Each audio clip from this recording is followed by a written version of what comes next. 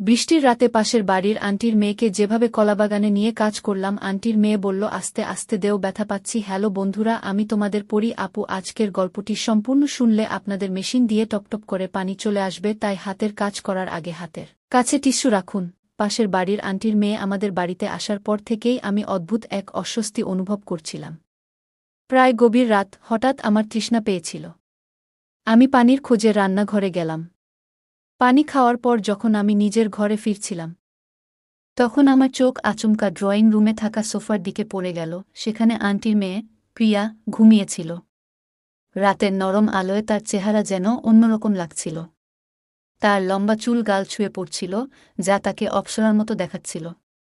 সে ঘুমের মধ্যে বারবার তার চুল সরানোর চেষ্টা করছিল।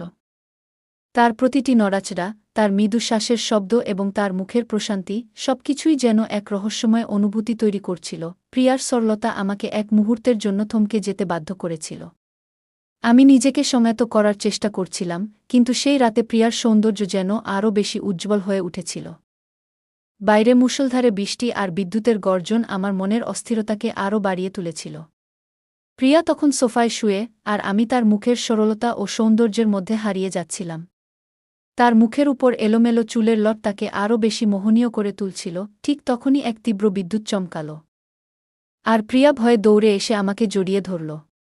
তার সেই হঠাৎ ছোঁয়া যেন আমাকে ভেতর থেকে নাড়া দিয়ে গেল। আমি আর কি করতাম? আমি তো একজন পুরুষ। আমি আমার আবেগকে নিয়ন্ত্রণ করতে পারিনি। সেই রাতে প্রিয়াকে, আমার নাম ঈশান। আমি একটি উচ্চ মাধ্যমিক বিদ্যালয়ে শিক্ষক হিসেবে কর্মরত। আমার বিয়ে হয়েছে ৩ বছর আগে। আমার স্ত্রী অনিতা এখন গর্ভবতী এবং আমরা আমাদের প্রথম সন্তানের জন্য অপেক্ষা করছি। অনিতা দেখতে খুবই সুন্দর এবং তার প্রতি আমার গভীর ভালোবাসা রয়েছে। এখন তার গর্ভাবস্থার ৮ম মাস চলছে, তাই তার এবং আমাদের অনাগত সন্তানের স্বাস্থ্য আমার প্রধান দায়িত্ব হয়ে দাঁড়িয়েছে। সাম্প্রতিককালে আমার স্কুল থেকে আমার বদলির আদেশ এসেছে। এই পরিবর্তন আমাদের জীবনে একটি নতুন অধ্যায় শুরু করার ইঙ্গিত দেয়। কিন্তু সেই রাতে যা ঘটেছিল তার জন্য আমি প্রস্তুত ছিলাম না। আমার স্কুল থেকে বদলির চিঠি এসে গেল। আমি নতুন জায়গায় যেতে হবে।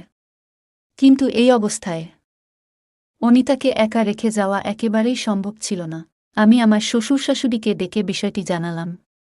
অনেক আলোচনার পর সিদ্ধান্ত নেওয়া হলো যে এই সময়ে অনিতাকে তার বাবার বাড়িতে পাঠানোই সবচেয়ে ভালো হবে, যাতে তার ভালোভাবে যত্ন নেওয়া যায়। অনিতা বাবার বাড়িতে চলে যাওয়ার পর বাড়িতে একা থাকার অভিজ্ঞতা আমার জন্য খুবই কঠিন হয়ে পড়েছিল। বাড়ির ছোট বড় সমস্ত কাজ আমাকে একাই সামলাতে হচ্ছিল। ঠিক তখনই পেছনের গলিতে থাকা আমার এক দূর সম্পর্কের আন্টি এবং তার মেয়ের সঙ্গে আমার আলাপ হলো। কিছুদিন আগে আমার মামার মৃত্যুর কারণে বাড়িতে অনেক আত্মীয়স্বজনের আনাগোনা ছিল।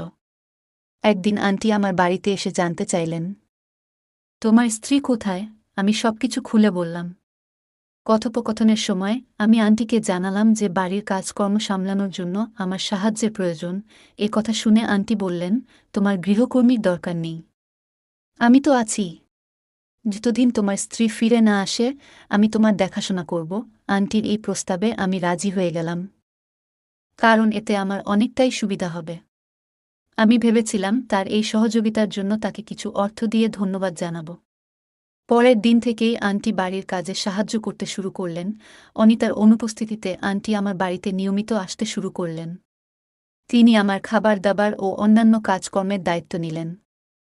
সবকিছু সুন্দরভাবে চলছিল। কিন্তু হঠাৎ একদিন আন্টি আমাকে জানালেন, ঈশান, আমাকে কয়েকদিনের জন্য আমার এক বান্ধবীর গ্রামে যেতে হবে। তার মেয়ের বিয়ে, সম্ভবত কয়েকদিন লাগবে। তবে তুমি চিন্তা করো না, আমি আমার মেয়েকে তোমার সাহায্যের জন্য পাঠিয়ে দেব। সে তোমার খেয়াল রাখবে এবং বাড়ির কাজ করবে। প্রথমে আমি একটু অস্বস্তি অনুভব করছিলাম, কিন্তু কাজের চাপ এত বেশি ছিল যে আমি রাজি হয়ে গেলাম। আন্টি প্রতিশ্রুতি দিলেন যে তার মেয়ে আমার সমস্ত প্রয়োজনের যত্ন নেবে। আমি ভাবলাম, কঠিন সময়ে কেউ পাশে থাকলে তা তো ভালোই। পরের দিন স্কুলে ছুটি ছিল, তাই আমি একটু বিশ্রাম নেওয়ার পরিকল্পনা করেছিলাম। সকালবেলায় আমি সোফায় বসে চা খাচ্ছিলাম। ঠিক সেই সময়ে দরজার ঘণ্টি বাজল। আমি চায়ের কাপটি টেবিলে রেখে দরজা খুলতে গেলাম। দরজা খুলতেই আমার চোখ যেন স্থির হয়ে গেল, আর মনটা অস্থিরতায় ভরে উঠল। দরজার সামনে দাঁড়িয়ে ছিল এক অপরূপ সুন্দরী মেয়ে। তার চেহারায় ছিল নিষ্পাপ একটা সৌন্দর্য, আর তার পোশাক ছিল আধুনিক, যেন কোনো চলচ্চিত্রের চরিত্র থেকে উঠে আসা। আমি কয়েক মুহূর্তের জন্য বিস্ময়ে তাকিয়ে রইলাম। আমার হৃদস্পন্দন দ্রুত হয়ে গেল, যেন সময় থমকে দাঁড়িয়েছে। তার বড় বড় চোখগুলো কেমন জানি গভীর এক আকর্ষণ তৈরি করছিল। তার ঠোঁটের কোণে থাকা হালকা হাসিটা যেন আমার ভেতরের সব আবেগকে জাগিয়ে তুলল। আমি কথা বলার জন্য মুখ খুলতে গিয়েও থেমে গেলাম। কি বলবো, কিভাবে শুরু করব, কিছুই মাথায় আসছিল না। তার চোখের ভাষা পড়ার চেষ্টা করছিলাম, যেন সেখানে লুকিয়ে আছে অনেক অজানা গল্প। এই মেয়েটির উপস্থিতি যেন আমার জীবনের এক নতুন অধ্যায়ের সূচনা হতে চলেছে। মেয়েটি ধীরে ধীরে বলল, আমি প্রিয়া, তোমার আন্টির মেয়ে। মা আমাকে তোমার কাছে পাঠিয়েছেন। তার কণ্ঠস্বর যেন মনের মধ্যে এক অন্যরকম অনুভূতি সৃষ্টি করল। আমার হুঁশ ফিরে আসতেই আমি প্রিয়াকে ভেতরে আসতে বললাম এবং গভীরভাবে শ্বাস নিলাম। আন্টির মেয়ের কথা শুনেছিলাম আগে, কিন্তু এই প্রথম তার মেয়েকে দেখলাম। প্রিয়া ঘরে ঢুকে চারদিকে একটু তাকালো, তারপর আমার দিকে ফিরে বলল, আপনি কি কাজগুলো করতে বলবেন? আমি তাকে বসতে ইশারা করলাম এবং ধীরে ধীরে বাড়ির কাজগুলো কিভাবে করতে হবে তা বোঝাতে শুরু করলাম। বুঝিয়ে দেওয়ার সময় আমি লক্ষ্য করলাম সে খুবই বুদ্ধিমতী এবং কাজগুলো দ্রুত বুঝে নিচ্ছে। তবে আমার মনে একটি প্রশ্ন ঘুরপাক খাচ্ছিল। আমি একটু সাহস নিয়ে জিজ্ঞাসা করলাম, প্রিয়া, তুমি তো বেশ বড় হয়েছ, তাহলে এ ধরনের শর্ট ড্রেস কেন পরেছ? আমার প্রশ্ন শুনে সে কিছুটা অবাক হলেও মুচকি হেসে বলল, এখনকার দিনে শহরে এমন পোশাকই পরা হয়। আর আমি বেশিরভাগ সময় বাড়িতেই থাকি, বাইরে যাওয়া হয় না। কিন্তু মা বলেছিলেন তোমার সাহায্য করতে হবে, তাই এখানে চলে এলাম। তার সহজ সরল উত্তর আমাকে কিছু বলার সুযোগ দিল না। আমি চুপচাপ বসে রইলাম। প্রিয়া ঘরের কাজ শুরু করে দিল এবং খুবই আন্তরিকভাবে সবকিছু পরিষ্কার করতে লাগল। আমি তাকে এক দৃষ্টিতে দেখছিলাম। তার কাজের প্রতি মনোযোগ দেখে আমি ভাবলাম, এত সুন্দর এবং তরুণ মেয়ে হয়ে কেন সে এত পরিশ্রম করছে? আমার মনে হঠাৎ আন্টির প্রতি একটু ক্ষোভ জাগল। আমি মনে মনে ভাবলাম, আন্টি কেন তার মেয়েকে এমন পোশাক পরতে দেন? এবং এতদিনে কেন তার বিয়ে হয়নি? কিছুক্ষণ পরে আমি প্রিয়ার কাজের প্রতি মনোযোগ সরিয়ে নিজের কাজে ব্যস্ত হয়ে পড়লাম। আমার মনে জমে থাকা প্রশ্নটি আর চেপে রাখতে পারলাম না। আমি প্রিয়াকে জিজ্ঞেস করেই ফেললাম, প্রিয়া, তোমার এখনো বিয়ে হয়নি কেন? প্রিয়া কিছুক্ষণ নীরব রইল। তারপর হালকা হেসে বলল, বিয়ের জন্য তো অনেক টাকা প্রয়োজন। মা একাই সবকিছু সামলান, সংসারের সব দায়িত্ব তার উপর। এই অবস্থায় বিয়ের কথা ভাবার সময়ই বা কোথায়? তার কথাগুলোর মধ্যে এক ধরনের চাপা বেদনা ছিল, যা আমি স্পষ্টই অনুভব করলাম। আমি তাকে বোঝানোর চেষ্টা করলাম, প্রিয়া, তুমি এত সুন্দরী, যে কোনো ছেলেই তোমার মতো মেয়েকে বিয়ে করতে চাইবে। তোমার বিয়ের জন্য টাকা কোনো বড় সমস্যা হওয়া উচিত নয়। কিন্তু প্রিয়া আমার কথার কোনো উত্তর দিল না। তার চেহারায় এক ধরনের অদ্ভুত শান্তি ছিল, যা আমাকে আরও বেশি চিন্তায় ফেলে দিল। প্রিয়া আমার বাড়িতে প্রতিদিন আসতে শুরু করল। সে এমন সহজ-সরলভাবে এবং মন দিয়ে কাজ করত যে অল্প সময়ের মধ্যেই তার প্রতি আমার একটা বিশেষ টান অনুভব করতে লাগলাম। তবে কিছুদিন পরে আমি তার আচরণে একটু অদলবদল লক্ষ্য করলাম। একদিন আলাপের সময় প্রিয়া হঠাৎ আমার স্ত্রী সম্পর্কে প্রশ্ন করতে শুরু করল। আমি কোনো দ্বিধা ছাড়াই তাকে সবকিছু জানিয়ে দিলাম। আমার কথা শুনে প্রিয়ার মুখে অদ্ভুত এক আনন্দের ছাপ ফুটে উঠল। তার চোখমুখে যেন একটা আলাদা উজ্জ্বলতা দেখা দিল। মনে হচ্ছিল সে খুশি এই ভেবে যে অনিতা আরও কয়েক মাস বাড়ি ফিরছে না। এরপর থেকে প্রিয়ার আচরণ আরও অদ্ভুত হয়ে উঠল। সে শুধু কাজ করেই ক্ষান্ত থাকত না, বরং প্রতিদিন আমার জন্য নতুন নতুন রান্না করত। তার রান্না এতই সুস্বাদু হতো যে মনে হতো সে সত্যিই মন দিয়ে কাজ করছে। যদিও আমি এসব বিষয়কে তার দায়িত্বের অংশ হিসেবে উপেক্ষা করতাম, কিছুদিন পরে আমি লক্ষ্য করলাম প্রিয়া আমার পছন্দকে বিশেষ গুরুত্ব দিচ্ছে। সে এমন পোশাক পরত যা আমার ভালো লাগে এবং আমার ছোট ছোট ইশারাগুলো বুঝতে চেষ্টা করত। আমি তাকে কয়েকবার বলেছিলাম, প্রিয়া, তোমার কাজ যতটুকু বলেছি ততটুকুই করো, এর বেশি করার দরকার নেই। কিন্তু সে কখনোই আমার কথা শুনত না। ধীরে ধীরে আমি অনুভব করতে লাগলাম প্রিয়া যেন আমার স্ত্রীর মতো আচরণ করছে। সে মাঝে মাঝে আমার সামনে শাড়ি পরে আসত, যা আমাকে হতবাক করত। তার ব্যবহার ক্রমেই জটিল হয়ে উঠছিল। সত্যি বলতে, শাড়িতে প্রিয়া অপ্সরার মতো লাগত। তার সৌন্দর্য আমাকে ধীরে ধীরে আকর্ষণ করতে শুরু করেছিল, কিন্তু মনের এক কোণে অনিতার স্মৃতি আমাকে সবসময় সতর্ক করত। মনে হচ্ছিল ভালোবাসা আর অপরাধবোধের মাঝখানে আমি হারিয়ে যাচ্ছি। প্রিয়া তার চুলে গোলাপ লাগাতে শুরু করেছিল। তার চুল থেকে গোলাপের মৃদু সুগন্ধ ভেসে আসছিল, যা পুরো ঘরটিকে সুরভিত করে তুলছিল। সে যখনই আমার কাছাকাছি আসত, সেই সুগন্ধ যেন আমাকে আবিষ্ট করে রাখত। আমি চোখ বন্ধ করলেই তার মুখের ছবি ভেসে উঠত, আর মনে হতো আমি এক রঙিন স্বপ্নের জগতে হারিয়ে গেছি। প্রিয়ার হাসি ছিল মায়াবী, যেন কোনো রহস্য লুকিয়ে আছে সেখানে। তার চোখের দিকে তাকালে মনে হতো তারা কিছু বলতে চাইছে, কিছু না বলা কথা যা আমার হৃদয়কে নাড়া দিয়ে যাচ্ছিল। আমি নিজের মনকে শান্ত করার চেষ্টা করছিলাম, কিন্তু তার উপস্থিতি যেন সব প্রতিরোধ ভেঙে দিচ্ছিল। প্রিয়ার এই পরিবর্তিত রূপ আমাকে ক্রমশই বিভ্রান্ত করে তুলছিল। মনে হচ্ছিল আমি এমন এক অনুভূতির দোলাচলে আটকে পড়েছি, যেখান থেকে বেরিয়ে আসা অসম্ভব। একদিন আমি প্রিয়ার সঙ্গে কথায় কথায় তার মায়ের বিষয়ে জিজ্ঞাসা করলাম। আমি বললাম, প্রিয়া আন্টি কবে ফিরবেন? প্রিয়া একটু থেমে জবাব দিল, যে বিয়ের জন্য মা গ্রামে গেছেন, সেই বিয়েটা এখনও হয়নি। হয়তো আরও কিছুদিন লাগবে। তার কথা শুনে আমি কিছুক্ষণ চুপ করে রইলাম। এই সময়ে প্রিয়ার আচরণ এবং তার প্রতি আমার অনুভূতি আমাকে ভাবতে বাধ্য করছিল। প্রিয়া জানাল যে তার মাকে আরও কিছুদিন গ্রামে থাকতে হবে।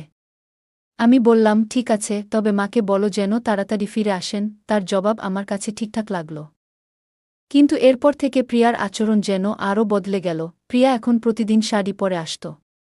শাড়ির সঙ্গে তার চুলে গোলাপ লাগানো থাকত, যা তাকে আরও আকর্ষণীয় করে তুলত। সে ঘরের কাজ এমনভাবে করত যে মনে হতো এটা শুধু কাজ নয়, বরং আমার কাছে আসার একটা চেষ্টা। তবে তার এই পরিবর্তন সত্ত্বেও আমার মনের একটা বড় অংশ অনিতার কথা মনে করিয়ে দিত। অনিতার সরলতা, তার প্রতি আমার দায়িত্ববোধ, সবকিছুই আমাকে সবসময় সচেতন রাখত। প্রিয়ার এই ব্যবহার আমাকে দ্বিধাগ্রস্ত করে তুলেছিল। আমি বুঝতে পারছিলাম আমার এই অবস্থান ঠিক কিভাবে সামলানো উচিত। প্রিয়ার প্রতি আমার অনুভূতিগুলো সবসময় আমাকে তার ব্যাপারে ভুল চিন্তা থেকে বিরত রাখত। একদিন আমি প্রিয়াকে বললাম, তুমি যদি সম্পূর্ণ পোশাক পরে আসতে তাহলে ভালো হতো। আমি ছোট পোশাকে তোমার সামনে কিছুটা অস্বস্তি অনুভব করি। তবে প্রিয়া আমার এই অনুরোধকে খুব একটা গুরুত্ব দিল না। সে সবসময় আত্মবিশ্বাসে পূর্ণ থাকত, যেন তাকে কেউ থামাতে পারবে না।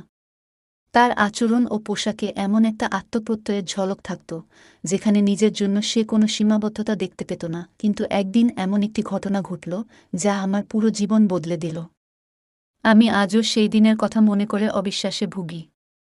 সেদিন প্রিয়া তার প্রতিদিনের মতো সেদিন সব কাজ শেষ করে বাড়ি ফেরার প্রস্তুতি নিচ্ছিল সে। ঠিক তখনই আচমকা মুষলধারে বৃষ্টি শুরু হল। বৃষ্টিটা এতটাই প্রবল ছিল যে বাইরে বের হওয়া একেবারে অসম্ভব হয়ে পড়েছিল। প্রিয়ার কাছে ছাতাও ছিল না, আর তার বাড়ি ছিল অনেক দূরে। পরিস্থিতি দেখে আমি তাকে বললাম, প্রিয়া, আজ রাতটা তুমি এখানেই থেকে যাও। এত প্রবল বৃষ্টিতে বাইরে যাওয়া নিরাপদ নয়। সে প্রথমে একটু দ্বিধায় পড়েছিল, কিন্তু পরে আমার কথা মেনে নিল। আমি তাকে বোঝালাম যে তোমার মা গ্রামে আছেন এবং তোমার বাড়িতেও কেউ নেই, তাই এখানেই থাকা তোমার জন্য সঠিক হবে। প্রিয়া রাজি হয়ে রান্নাঘরে গেল এবং আমাদের জন্য খাবার প্রস্তুত করতে লাগল। যখন খাবার প্রস্তুত হল, তখনও বৃষ্টি আরও তীব্র হয়ে চলেছিল। আমরা একসঙ্গে খাবার খেলাম। প্রিয়ার স্বভাব খুবই সহজ সরল এবং প্রাণবন্ত ছিল। তার এই আচরণ আমার মনের দ্বিধাগুলো অনেকটাই কমিয়ে দিল। খাওয়ার পর আমি তাকে বললাম, তুমি হালের সোফায় ঘুমিয়ে পড়ো, আর আমি আমার ঘরে ঘুমাচ্ছি। দিনভর কাজের ক্লান্তিতে সে দ্রুত ঘুমিয়ে পড়ল। আমি নিজের ঘরে গিয়ে মোবাইলে কিছু দেখতে শুরু করলাম, কিন্তু মনটা শান্ত ছিল না। প্রিয়ার উপস্থিতি আমাকে অদ্ভুতভাবে অস্থির করছিল। রাত প্রায় মাঝখান, হঠাৎ পিপাসা পেল। আমি রান্নাঘরে গিয়ে পানি খেলাম। ফিরে আসার সময় হঠাৎ চোখ গেল সোফার দিকে। যেখানে প্রিয়া ঘুমাচ্ছিল, রাতের নরম আলো তার মুখ একদম ভিন্ন দেখাচ্ছিল। সে যেন কোনো অপ্সরা। তার লম্বা চুল গাল ছুঁয়ে পড়ছিল, আর ঘুমের মধ্যেই বারবার চুল সরানোর চেষ্টা করছিল। তার প্রতিটি নড়াচড়া, মৃদু নিঃশ্বাসের শব্দ আর মুখের সরলতা আমাকে থমকে দিয়েছিল। আমি নিজেকে সামলানোর চেষ্টা করলাম, কিন্তু সেই রাতে প্রিয়ার সৌন্দর্য যেন আরও বেশি উজ্জ্বল হয়ে উঠেছিল। বাইরে বৃষ্টির শব্দ আর বিদ্যুতের ঝলকানি আমার মনে অদ্ভুত এক ঝড় তুলেছিল। বাইরে মুষলধারে বৃষ্টির শব্দ আর বিদ্যুতের ঝলকানি যেন আমার অস্থিরতাকে আরও বাড়িয়ে তুলছিল। প্রিয়া তখন সোফায় শুয়েছিল। আমি তার মুখের সরলতা আর সৌন্দর্যের মাঝে যেন হারিয়ে গিয়েছিলাম। তার মুখে ছড়িয়ে থাকা চুলের কয়েকটি এলোমেলো লট তাকে আরও আকর্ষণীয় করে তুলেছিল। হঠাৎ একটি প্রচণ্ড বজ্রপাত হল। ভয়ে প্রিয়া দ্রুত উঠে দাঁড়াল এবং আতঙ্কে আমাকে জড়িয়ে ধরল। তার এই অপ্রত্যাশিত স্পর্শ যেন আমাকে ভেতর থেকে নাড়া দিয়ে গেল। আমি তার পিঠে হাত রেখে তাকে শান্ত করার চেষ্টা করলাম। সেই মুহূর্তে তার উপস্থিতি আমার মনের গভীরে এক অদ্ভুত অনুভূতির জন্ম দিয়েছিল। আমি নিজেকে স্থির রাখার চেষ্টা করছিলাম, কিন্তু তার চোখের ভয় এবং আমাদের এত কাছে থাকার অভিজ্ঞতা আমার ভেতরের ইচ্ছেগুলোকে আরও জাগিয়ে তুলছিল। বাইরে ঝড়ের গর্জন চলছিল, কিন্তু আমার মনের ভেতরে চলছিল আরেক রকমের অস্থিরতা। আমি তাকে সান্ত্বনা দিতে আলতোভাবে কাছে টেনে নিলাম। সে ভয়ে আরও বেশি করে আমাকে আঁকড়ে ধরল। মনে হচ্ছিল আমাদের দুজনের অস্তিত্ব যেন এক হয়ে যাচ্ছে। বৃষ্টির ধারাপাত অবিরাম চলছিল, থামার কোনো লক্ষণ দেখা যাচ্ছিল না। তার উষ্ণতা আমাকে সেই অনুভূতিগুলোর কথা মনে করিয়ে দিচ্ছিল, যা আমি বহুদিন ধরে নিজের মধ্যে লুকিয়ে রেখেছিলাম। হঠাৎ প্রিয়া নিচু স্বরে বলল, ঈশান, তোমাকে প্রথম যেদিন দেখেছিলাম সেদিন থেকেই আমি তোমাকে পছন্দ করি। তাই আমি সবসময় তোমার কাছাকাছি থাকার অজুহাত খুঁজতাম। তার কথাগুলো আমার হৃদয়ে এক অদ্ভুত ঝাঁকুনি দিল। সে এতটা খোলামেলা তার অনুভূতি প্রকাশ করছিল, আর আমি নিজেকে সংগত রাখার জন্য লড়াই করছিলাম। সেই রাতে আমরা দুজনই একে অপরের উপস্থিতিতে হারিয়ে গিয়েছিলাম। বৃষ্টি ধীরে ধীরে থেমে গিয়েছিল। প্রিয়া আমার কাছ থেকে একটু দূরে সরে গিয়ে শান্তভাবে ঘুমানোর চেষ্টা করল। কিন্তু আমার মধ্যে তখন অপরাধবোধ আর নানা চিন্তার ঢেউ উঠছিল। সারা রাত আমি জেগেছিলাম, নিজের ভেতরে চলমান দ্বন্দ্বের সঙ্গে লড়াই করছিলাম। ভোরবেলা যখন ঘুম ভাঙল, আমি দেখলাম প্রিয়া এখনও আমার পাশে ঘুমিয়ে আছে। আমার হৃদয় তখন জোরে ধুকপুক করছিল। দ্রুত নিজেকে সামলে নিয়ে আমি ধীরে ধীরে প্রিয়াকে সরিয়ে দিলাম এবং ঘর থেকে বেরিয়ে এলাম। আমার মন তখন হাজারো প্রশ্নে জর্জরিত। সেই রাতের ঘটনাগুলো আমাকে এক অদ্ভুত দ্বিধার মাঝে ফেলে দিয়েছিল। আমি তখন গভীর চিন্তায় ডুবেছিলাম। মনে প্রশ্নের ঝড় উঠেছিল, যদি অনিতা সবকিছু জানতে পারে, তবে সে কি ভাববে? সে কি আমাকে ক্ষমা করতে পারবে? আমাদের সন্তান, যে শিগগিরই এই পৃথিবীতে আসবে, সে কি কখনো তার বাবাকে সম্মানের চোখে দেখবে? আত্মীয় স্বজন আর সমাজ কি বলবে? আমি কি আমার পরিবার আর দায়িত্বের কথা ভুলে গেছি? এই সমস্ত প্রশ্ন আমার মনে যেন এক বিশাল বোঝার মতো চেপে বসেছিল। আমি নিজেকে দোষারোপ করতে শুরু করলাম। ভেতরে ভেতরে কষ্টে জর্জরিত হয়ে পড়ছিলাম। কিছুক্ষণ পর প্রিয়া স্নান সেরে আমার ঘরে প্রবেশ করল। তার মুখ ছিল শান্ত, কিন্তু তার চোখে এক অদ্ভুত অনুভূতির ছাপ স্পষ্ট ছিল। সে মাথা নিচু করে বলল, ঈশান, গত রাতে যা ঘটেছে, আমি কখনোই তা ভুলতে পারব না। তার কথাগুলো শোনার পর আমি আরও বেশি অপরাধবোধে ভুগতে লাগলাম। মনে হচ্ছিল আমি যেন নিজের ভুলের ভার সইতে পারছি না। আমি আরও বেশি অস্থির হয়ে পড়লাম। তাড়াতাড়ি বললাম, প্রিয়া, আমাকে ক্ষমা করে দাও। এটা সব আমার দোষ। আমার এমন করা উচিত ছিল না। কিন্তু প্রিয়া আমার কথা মাঝপথে থামিয়ে দিয়ে বলল, থামো ঈশান, তোমাকে ক্ষমা চাইতে হবে না। দোষ আমারই ছিল। আমি যেদিন থেকে তোমার বাড়িতে এসেছি, তুমি কখনো আমাকে ভুল চোখে দেখোনি। তোমার এই ব্যবহারই আমাকে মুগ্ধ করেছে। সে আরও বলল, তুমি একদিন আমাকে ছোট পোশাক না পরে পুরো পোশাক পরতে বলেছিলে। এই কথা আসলে আমার মা বলার কথা ছিল, কিন্তু তুমি সেটা বলেছ আমার সম্মানের কথা ভেবে। তুমি সবসময় আমার ভালোর কথা ভেবেছ, আর এটাই আমাকে তোমার দিকে আকৃষ্ট করেছে। তার এই কথাগুলো শুনে আমি আরও বেশি অস্বস্তিতে পড়ে গেলাম। আমি বুঝতে পারছিলাম না তার কথার কি জবাব দেব। প্রিয়া আরও বলল, ঈশান, আমি এখানে তোমার সঙ্গে একা থেকেও কখনোই তোমার কাছ থেকে কোনো খারাপ আচরণ পাইনি। এটাই আমাকে বিস্মিত করেছে। আমি তোমার স্ত্রীকে নিয়ে অনেকবার ভাবতাম এবং মনে মনে তার প্রতি ঈর্ষান্বিত হতাম। তাই আমি তার সম্পর্কে সব জানতে চেয়েছিলাম এবং তার মতো হওয়ার চেষ্টা করছিলাম। শাড়ি পরা, চুলে ফুল গুজে রাখা, সবই তোমার মনোযোগ আকর্ষণ করার জন্য ছিল। কিন্তু তবুও তুমি আমাকে কখনোই অন্যভাবে দেখোনি। সত্যি বলতে, তোমার মতো সৎ মানুষ আমি আর কখনো দেখিনি। প্রিয়া এসব বলছিল, আর তার প্রতিটি কথা যেন আমার মনে অদ্ভুত এক ধরনের অস্বস্তি আর অপরাধবোধ সৃষ্টি করছিল। আমি তখন অপরাধবোধে ডুবে গিয়েছিলাম, ঠিক যেন কোনো দোষী ব্যক্তি। কিছুক্ষণ চুপ থাকার পর আমি বললাম, প্রিয়া, আমাকে ক্ষমা করে দাও। যা হয়েছে তা ভুলে যাও। আমি তোমাকে কিছু টাকা দেব। কাল থেকে তুমি আমার বাড়িতে আর আসবে না। প্রিয়া শান্ত গলায় বলল, ঈশান, আমি কোনো টাকা চাই না। যা ঘটেছে তা শুধু আমাদের মধ্যে থাকবে। তুমি নিশ্চিন্ত থাকো। আমি কখনো কাউকে কিছু বলবো না। তোমার স্ত্রীকেও এই বিষয়ে কিছু জানতে দেব না। আমি তোমার সংসার ভাঙতে চাই না। যা হয়েছে তাতে আমি তোমার মতোই দায়ী ঈশান, চিন্তা করো না। এই কথা বলে প্রিয়া চলে গেল। তারপর থেকে আমি কয়েক দিনের জন্য স্কুলে যাওয়া বন্ধ করে দিলাম। বাড়িতেই সময় কাটাতে লাগলাম, কারণ কোথাও মন বসছিল না। এরপরে প্রিয়া আর কখনো আমার কাছে আসেনি। এমনকি আন্টিও কয়েক দিনের জন্য আসা বন্ধ করে দিলেন। সময় ধীরে ধীরে কেটে যাচ্ছিল। একদিন হঠাৎ আমার স্ত্রী ফোন করল। সে বলল, তুমি বাবা হয়েছ। তোমার একটি চাঁদের মতো ছেলে হয়েছে। সেই দিন থেকে আমি আমার ছেলের আনন্দে এতটাই মগ্ন হয়ে পড়লাম যে সেই রাতের ঘটনা সম্পূর্ণ ভুলে গেলাম। আমার স্ত্রী বাড়ি ফিরে এসেছিল, আর আমি আমার স্ত্রী ও ছেলের সঙ্গে সুখী জীবন কাটাচ্ছিলাম। কিন্তু একদিন হঠাৎ দরজার বেল বাজল। আমি দরজা খুলে দেখলাম দরজার সামনে একটি উপহার রাখা রয়েছে। আমি চারপাশে তাকালাম, কিন্তু কাউকে দেখতে পেলাম না। এরপর আমি উপহারটি তুলে নিলাম এবং বাড়ির ভেতরে এসে আমি ধীর পায়ে উপহারটি খুললাম। ভিতরে ছোট শিশুর খেলনা, নরম তুলতুলে জামাকাপড় এবং একটি লাল গোলাপ রাখা ছিল। মুহূর্তেই বুকের ভেতরটা কেঁপে উঠল। বুঝতে আর বাকি রইল না, এটি প্রিয়া রেখে গিয়েছে। মনের মধ্যে এক অদ্ভুত ভারী অনুভূতি তৈরি হল।